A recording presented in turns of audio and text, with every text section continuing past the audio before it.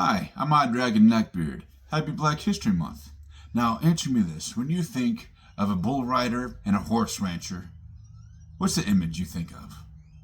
I bet it doesn't have anything to do with these two guys. Bill Pickett and Robert Lemmons. Now, Bill Pickett, he was a rodeo pioneer, specifically in bulldogging. He was the descendant of American Indians and black enslaved Americans. Like many of the black cowboys of his time, he grew up in Texas. Eventually, he became a ranch hand and started doing trick rides in town. In 1900, he became a showman for a rodeo entrepreneur. In 1907, he signed on with 101 Ranch Wild West Show, and he ended up becoming one of its star performers. For bulldogging, he invented a specific technique called lip biting.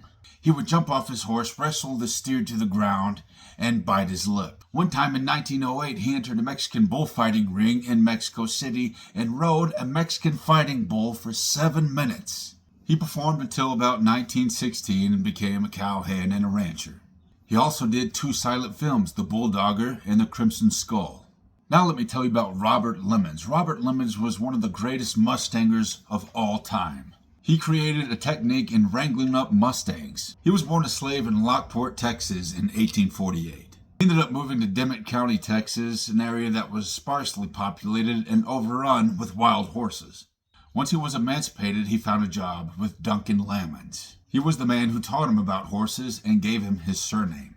Robert farmed, hauled supplies, and ended up going on cattle drives with Duncan Lemmons. In 1870, he earned $1,000, a small fortune at that time, for wrangling wild horses. What he would do was by himself infiltrate the herd and break the lead stallion. Once he broke the lead stallion, he would ride him back to a ranch and the rest of the herd would follow. And he would continue doing this for his living.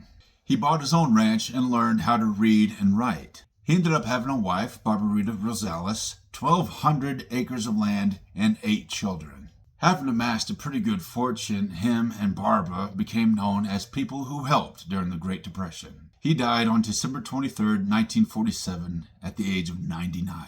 This has been Odd Dragon Neckbeard, and we'll see you next time.